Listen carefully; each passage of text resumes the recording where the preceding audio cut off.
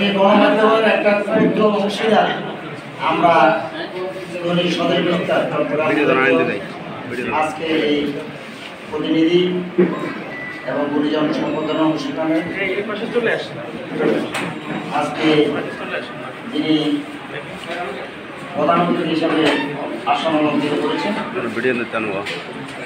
যার বক্তব্য যে অসাধারণ, সে আজকে আমাদের এই গুণীজন সম্বর্ধনা এবং প্রতিনিধি সম্মেলনে আমাদের সকলের এই পরম শ্রদ্ধেয় এবং চট্টগ্রামের শুধু না, বাংলাদেশেরও শুধু না, পৃথিবীর একজন মামাটির আলোকিত সন্তান, কৃতি সন্তান, আজকের আমাদের প্রধান অতিথি, তাত্ত্বিক গবেষণাকারী, সঠিক সমাজ এবং মানবিক চিন্তার অগ্নিপুরুষ মোহাম্মদ মাসুদ চৌধুরী মঞ্চে আছেন। আমাদের বিশেষ অতিথি হিসাবে যিনি ইতিমধ্যে আমাদের চট্টগ্রাম বাংলাদেশের তথ্য অধিদপ্তরের অন্যতম বিআইডি প্রধান তথ্য অফিসার আমাদের সাইদুল ইসলাম মঞ্চে আছেন। আমাদের ইতিমধ্যে তিনি তার ব্যক্তিগত একটা কাজে তিনি প্রস্থান করেছেন।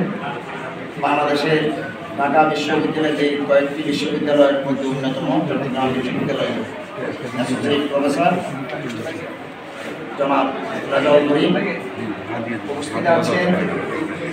আওয়ামী লীগ নেতা আমাদের শফিউল আলম আর ছিলেন আমাদের বাংলাদেশের আইন পেশার অন্যতম অ্যাডভোকেট মুজিবুর রহমান চৌধুরী আছেন মঞ্চে। আমাদের আরেকজন বাংলাদেশের 14 দলের শরিক দল এবং মুক্তিযুদ্ধের নেতৃত্ব দানকারী আওয়ামী লীগের পরে যে দলটির অবস্থান ছিল ন্যায়, তারই উত্তরসূরি গণতন্ত্রী পার্টির আমাদের কেন্দ্রীয় প্রেসিডিয়াম সদস্য বীর মুক্তিযোদ্ধা দুর্বল সরকার উপস্থিত আছেন। আমাদের মাঝে ইঞ্জিনিয়ার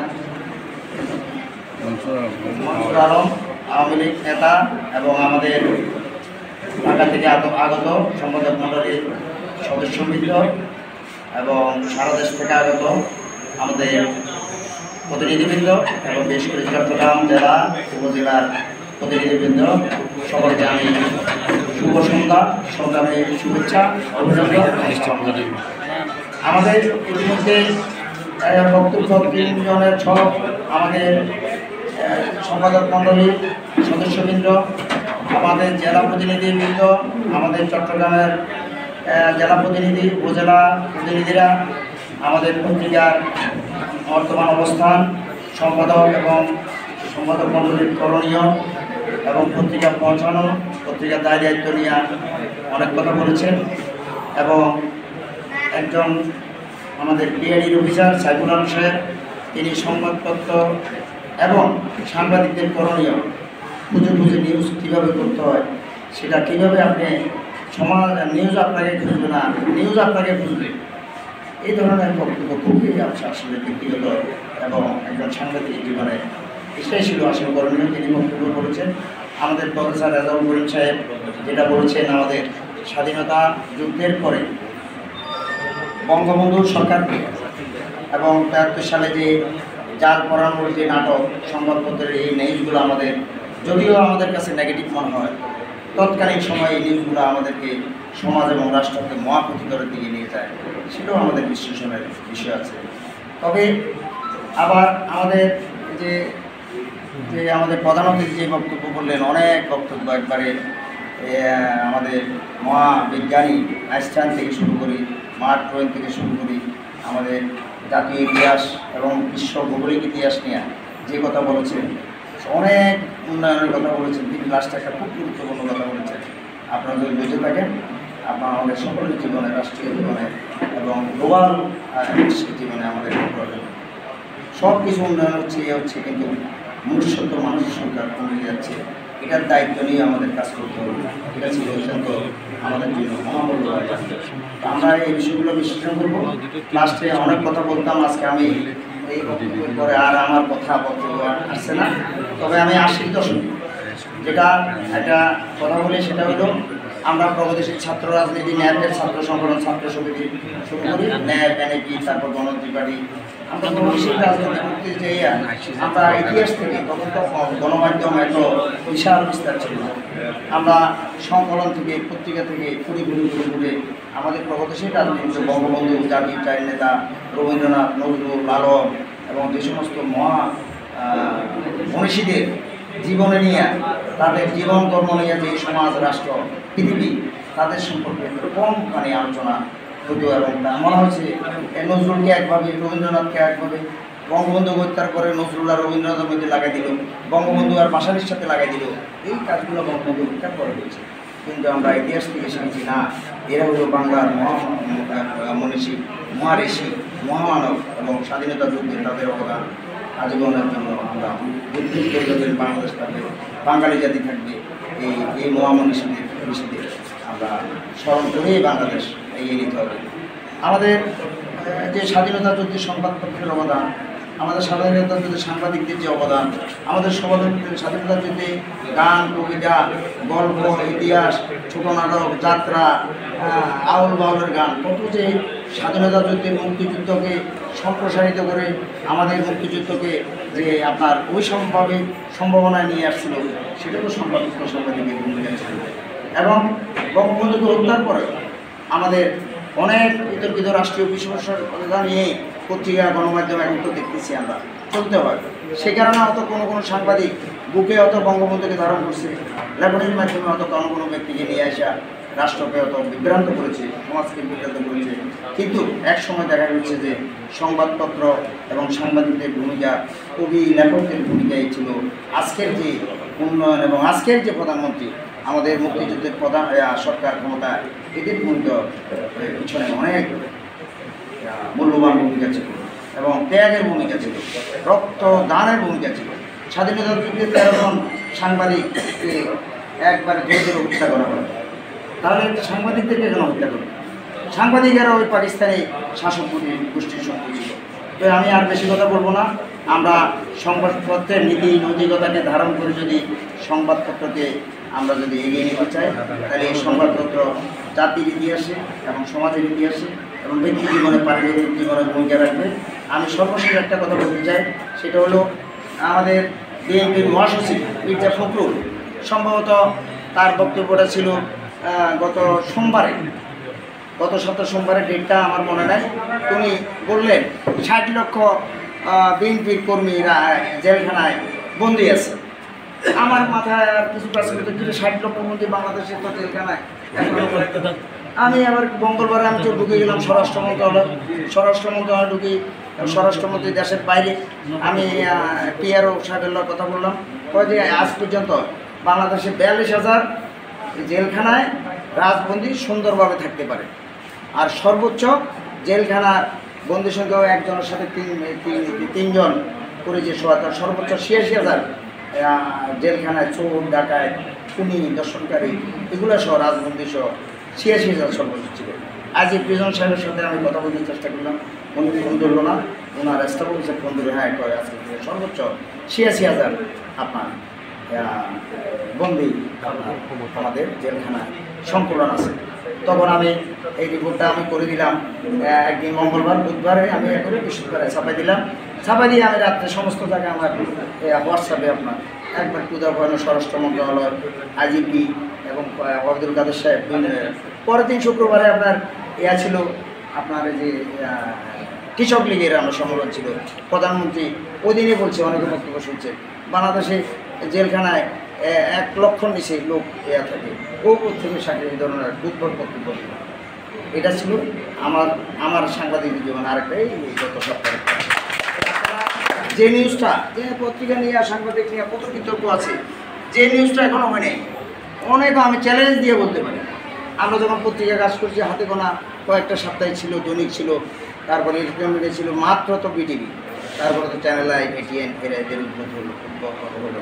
কিন্তু এখন যে হাজার হাজার মিডিয়া, মানে অনলাইন মিডিয়া, প্রিন্ট মিডিয়া কতগুলো আসে, হাজার হাজার। একজনে বলছে 1200 হলো আপনার, না 3000-এর উপরে আপনার প্রিন্ট মিডিয়া মাসিক শো আছে।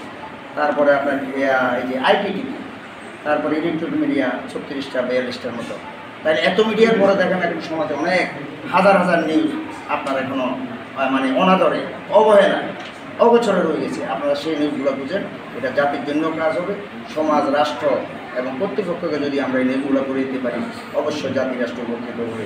এই বক্তব্য রাখে আমি আজকের যে আমাদের প্রতিনিধি সম্মেলন, আমাদের যে মাহবুবের কথা, যে ওনারা অক্লান্ত পরিশ্রমে, অক্লান্ত ইচ্ছায় সংগঠিত করেছেন, ওনার নেতৃত্বে আমাদের গুরুজি ভিয়া ভাই, আমাদের আরেকজন আওয়ামী লীগ নেতা আমাদের আনোয়ার আজম ভাই, এবং রাফির কথা না বললে হয় না হয়, রাফি আছে আমাদের সাথে, এবং আমাদের ইঞ্জিনিয়ার সরোয়ার ভাই সহ সকল আপনাদের পরিশ্রমের মাধ্যমে সম্মেলন প্রতিনিধি সভা করাতে আমরা সেন্ট্রাল কমিটি যারা এসেছি তারা আপনার প্রতি আমরা অত্যন্ত সহানুভূতি কৃতজ্ঞতা জানিয়ে এবং সকল অতিথিবৃন্দকে আমার সংগ্রামের শুভেচ্ছা জানিয়ে আমাদের শেষ করছি। জয় বাংলা, বাংলাদেশ। ধন্যবাদ। কিন্তু অসাধারণ ব্যক্তিত্ব, কথা সাহিত্যিক হুমায়ুন আহমেদ বলেছিলেন, সাধারণ হওয়াটা অসাধারণ বিষয়। উনি একজন সাধারণের মধ্যে অসাধারণ মানুষ, বিদগ্ধ পণ্ডিত উপস্থিত আছেন। দীর্ঘ বক্তব্য দিলেন আমাদের সাইফুল ইসলাম সাহেব, প্রফেসর রেজাউল করিম সহ অনেকে উপস্থিত আছেন। আমি শুধু সময়ের অভাবে আমি নাম বলছিলাম, দুঃখ প্রকাশ করি।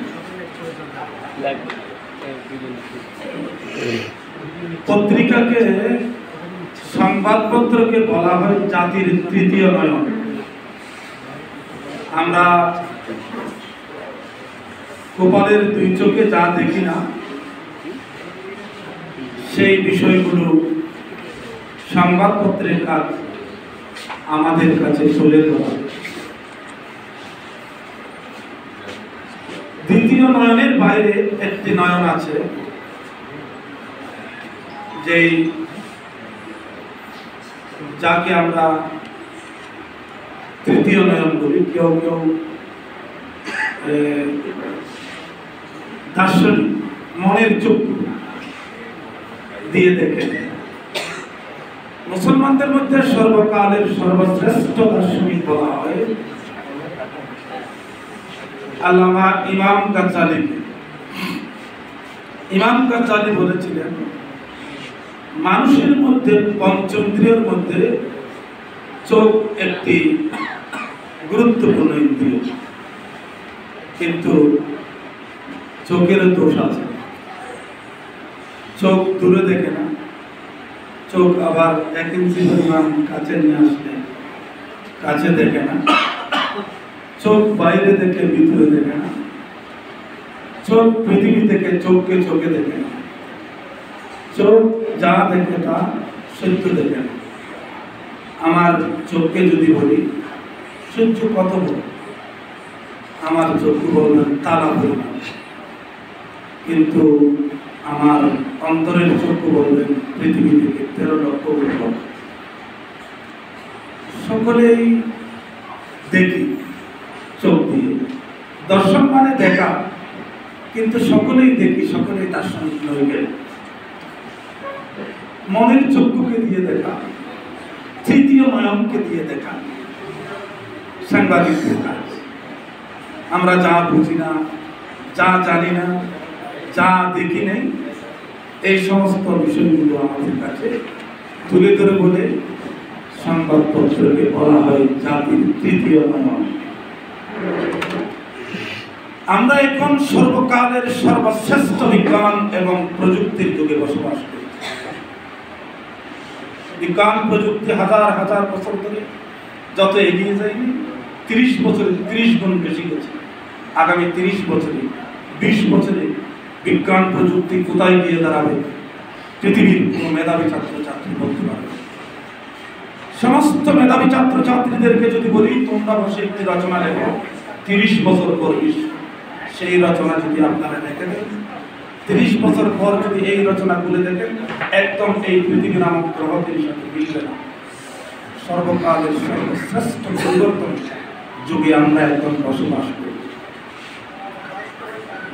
চরম প্রতিযোগিতার মুখোমুখি শিক্ষা, সাহিত্য, সংস্কৃতি, সাংবাদিকতা।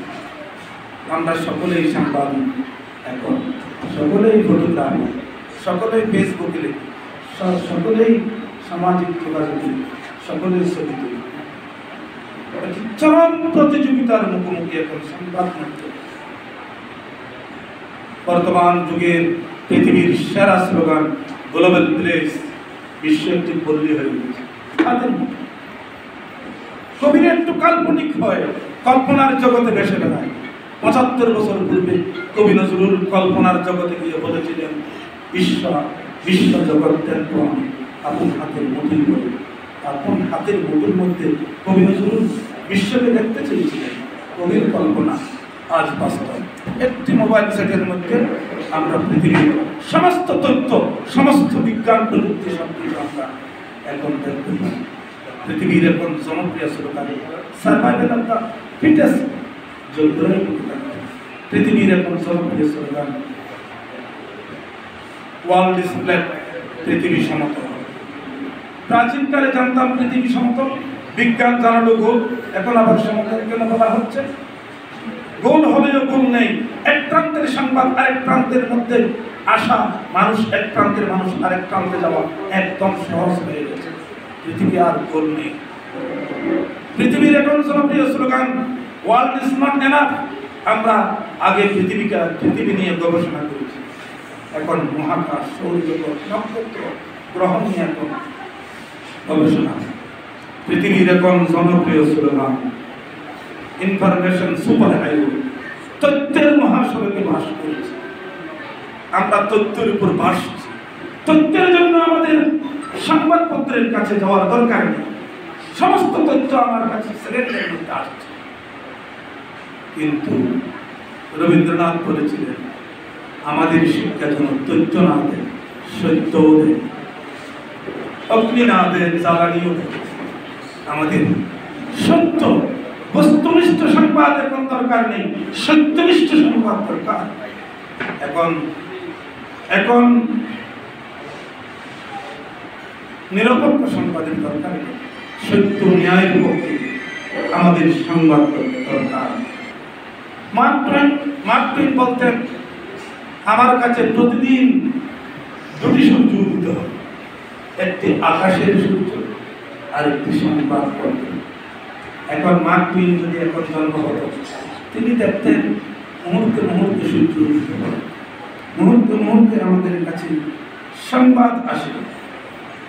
আমাদের সত্য দরকার।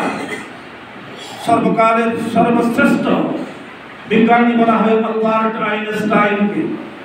আইনস্টাইনের সূত্র নিয়ে যখন হিরোশিমা নাগাসাকিতে জাপানে লক্ষ মানুষ হত্যা হলো, এরপর আইনস্টাইনের কাছে প্রশ্ন করেছিলেন, পুনর্জন্ম যদি দেখে থাকে আপনি কি হিসেবে জন্মগ্রহণ করতে চান?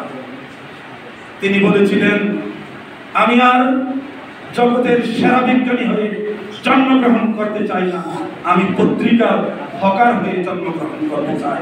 আমি আলো বিতরণ করতে চাই, আমি আলো বিতরণ করতে চাই। সংবাদপত্রের কাজ আলো বিতরণ করা। অন্ধকারকে তাড়াতে হলে লাঠি পেটা করে অন্ধকারকে তাড়ানো যায় না, আলো দিয়ে তাড়ানো যায়। আসলে অন্ধকার বলতে কিছু নেই, আছে আলোর অনুপস্থিতি। সেই আলোর শুধু আপনারা হকার না, আলো বিতরণ করেন না, আপনারা আলোর স্রষ্টা, আলো সৃষ্টি করেন। আপনারা জগৎ সংসারকে আলোকিত করেন। আমরা জানি নবী রসুল, নবী মানে বার্তাবাহক, সাংবাদিক। রসুল সংবাদদাতা, পবিত্র পেশায় যত ধর্মের অবতার করে আসছেন, তারা একটি বার্তা নিয়ে এসেছেন, মেসেঞ্জার। আপনারাও এক প্রকার মেসেঞ্জার, যে বার্তা সত্যনিষ্ঠের বার্তা আপনারা গ্রহণ করেন। আজকে কতটুকু সবাই সাংবাদিকতাকে ধারণ করেন আমি জানি না। সেই সংবাদ আমরা সুন্দর সংবাদ করতে পারি, আমরা ইতিবাচক দৃষ্টিভঙ্গির সংবাদ আমরা প্রকাশ করতে পারি। অনেকে বলে থাকেন ইতিবাচক সংবাদ মানুষ গ্রহণ করে। মানুষ নেগেটিভ থিঙ্কিং এর জাতি, নেগেটিভ থিঙ্কিং সংবাদ, নেগেটিভ সংবাদ আমাদেরকে প্রচার করতে হবে, মানুষ গ্রহণ করে। এটি সত্য নয়। তার প্রমাণ যে চ্যানেল আই, ইলেকট্রনিক মিডিয়ার মধ্যে একমাত্র মিডিয়া যেটি নেগেটিভ কোনো নিউজই করে। শাহেখ সিরাজ সাহেব যে বাংলাদেশ গণবসতি হওয়ার কথা ছিল, গণবসতি রাষ্ট্রে খাদ্য সংরক্ষণ হওয়ার কথা ছিল না, যেহেতু অল্প জায়গা, এখানে শেখ হাসিনার পর যিনি অবদান রেখেছেন শাহেখ সিরাজ একটা নেগেটিভ নিউজ প্রচার করে। কে কুমিরের চাষ করছে, কে কাশিমের চাষ করে স্বয়ংসম্পূর্ণ হয়েছে, কে ধান উৎপাদন করেছে, যে 5 গুণ ধান কোন জাতের হবে, যে সাত বাগান কিভাবে হবে, কমলা লেবুর চাষ কিভাবে হবে, পুকুরে ইলিশ কিভাবে হবে। এই যে পজিটিভ নিউজ দিয়ে অনুসরণ করার মতো নিউজ আমাদের দরকার। মাদক কি খাই এখানে তো শিকার কিছু নেই। এই যে খারাপ নিউজগুলো প্রচার করার মধ্যে শিকার কিছু নেই। হ্যাঁ, খারাপ নিউজ আমাদের করতে হবে। মাও সেতুন বলেছিলেন 70 গুণ থাকলে ভালো লোক। আমরা কেউ নবী রাসূল না, কেউ দেবতা ফেরেশতা না, আমাদের কিছু দুস্ত্রুটি সবার আছে, যিনি সাংবাদিক তারও আছে।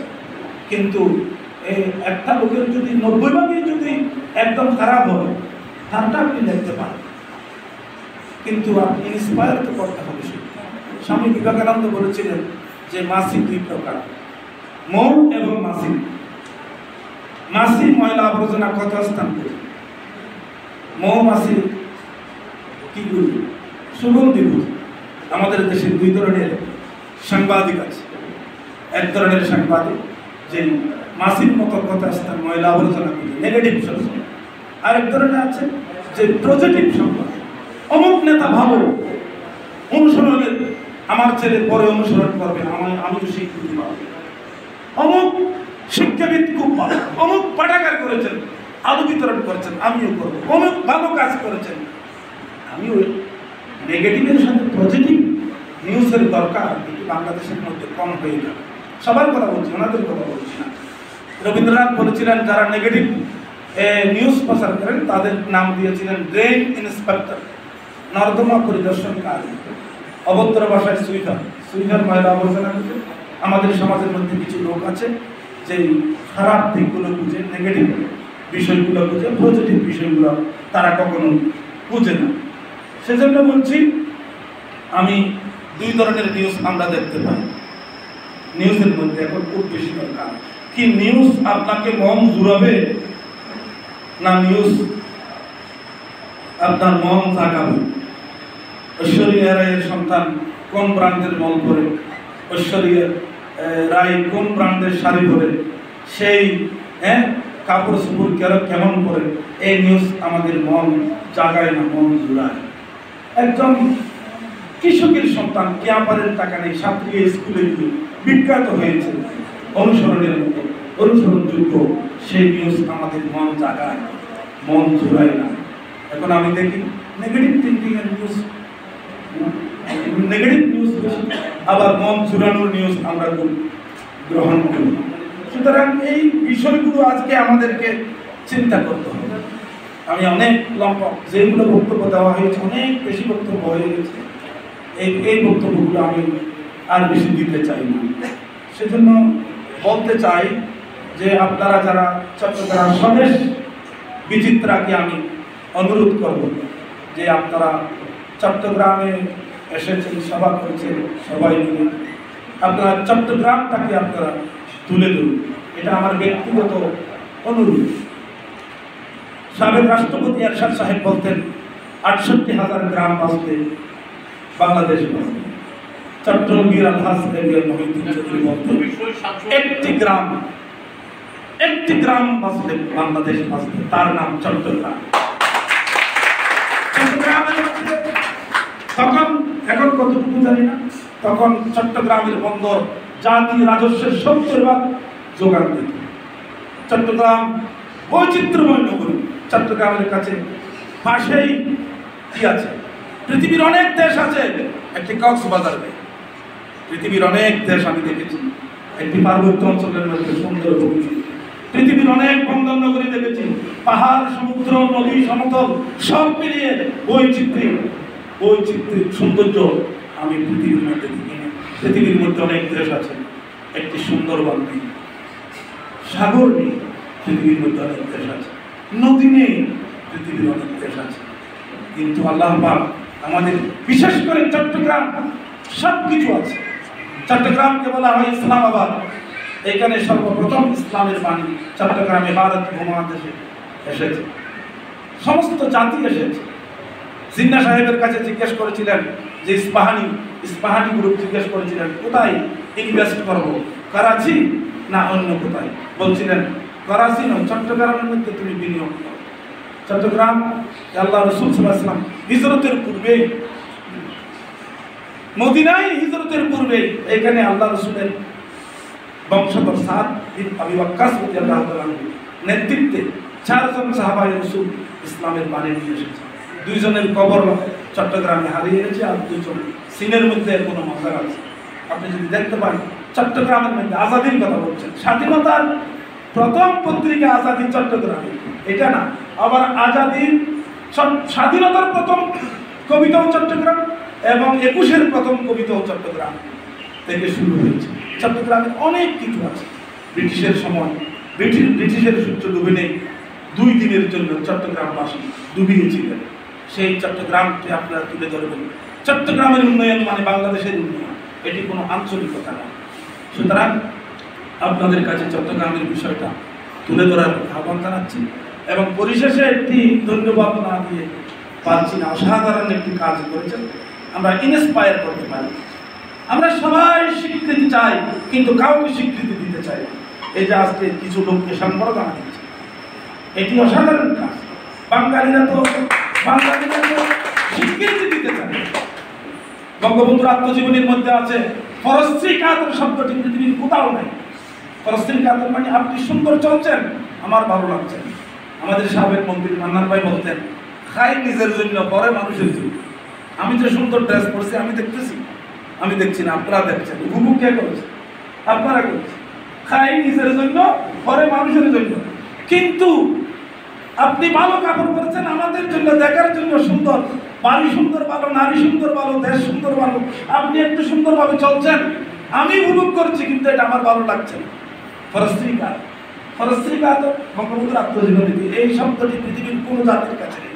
ইংরেজরা দেখবেন, বলবেন যে লুকিং ভেরি নাইস, খুব খুশি হয়ে বলবেন আপনাকে খুব সুন্দর লাগছে, খুব ভালো লাগছে, খুব আনন্দের সহিত হেসে বলবেন।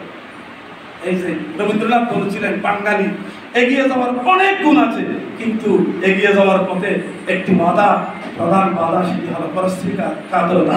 এই দোষ থেকে বাঙালি কোনোদিন মুক্ত হতে পারবে আমি মনে করি না।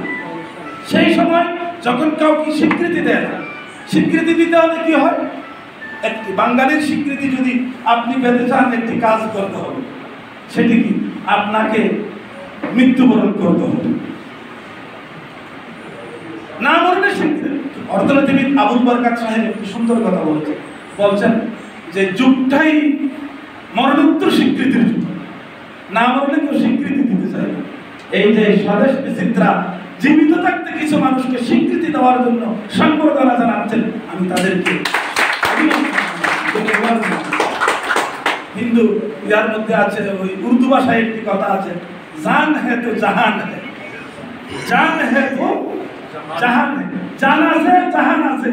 আমি যদি কাল মারা যাই, পৃথিবীর সমস্ত সমুদ্রের পানি যদি সর্বত্র হয়, আমি তো আর নাই। পৃথিবীর সমস্ত দেশ যদি স্বর্ণ দিয়ে মুড়িয়ে দেয়, আমি তো নাই। তাহলে আমি মারা গেলে আপনি সংবর্ধনা দিবেন, ক্রেস্ট দিবেন, হ্যাঁ, উৎসাহিত করবেন, মারা গেলেই এটি হয় না। সেজন্য কদরে নেয়ামত, ফার্সি ভাষায় একটি কথা আছে, কদরে নেয়ামত বাদে জাওয়াল। নেয়ামতের কদর নাকি চলে যাওয়ার পর বুঝে, এবং দাঁত থাকতে দাঁতের মর্যাদা আমরা বুঝি না। সেজন্য আমি চাই, পরিশেষে একটা আবেদন করতে চাই।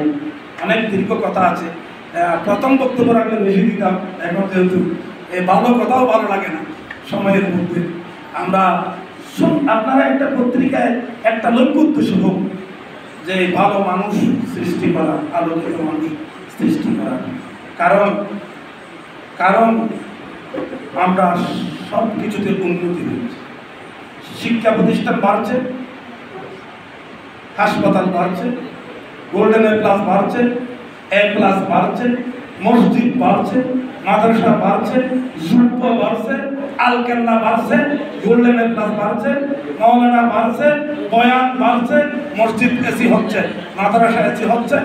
সব কিছু আমরা রোড চেয়েছিলাম, ফ্লাইওভার পেয়েছি, আমরা ব্রিজ চেয়েছিলাম, টানেল পেয়েছি, পদ্মা সেতু নিজের টাকা দিয়ে চাই নাই। সব কিছুর উন্নতি হচ্ছে, শুধুমাত্র ভালো মানুষের সংখ্যা কমেছে। ভালো মানুষের সব কিছু যখন উন্নতি হচ্ছে, ভালো মানুষের সংখ্যা কমে যাচ্ছে। ডাল ভেজাল, চাল ভেজাল, সবজি ভেজাল, তরকারি ভেজাল, মাছ ভেজাল, ভেজালকে ওষুধ খাবেন, ওষুধ ভেজাল। ডাক্তার সাহেব বললেন ফরমালিনও ভেজাল হয়ে গেছে। আমি জানতে চাইলাম প্রভাত কুমার বড়ুয়া ফরমালিন কিভাবে ভেজাল হলো? ডাক্তার সাহেব বললেন আমি ডাক্তার, ফরমালিনের একটা দাম আছে আমি জানি, ওটি ব্যবহার করলে কিন্তু ফরমালিন ব্যবহার করলে লাভ হবে না, লাভ হয় না। কি করে? লাশ পচে না যেই কেমিক্যাল, সেই কেমিক্যাল ব্যবহার করা হচ্ছে। ফরমালিনও যেখানে ভেজাল হয়ে গেছে, ভেজালের বিরুদ্ধে যুদ্ধ করে আমরা ভেজাল মুক্ত সমাজ প্রতিষ্ঠা করতে পারবো না। ভেজাল মানুষের সংখ্যা কমাতে হবে, ভালো মানুষের সংখ্যা বাড়াতে হবে, না হলে কোনো উন্নয়নে আমাদের কোনো কাজে আসবে না। সুতরাং এই আশাবাদ ব্যক্ত করে আমি শেষ করছি।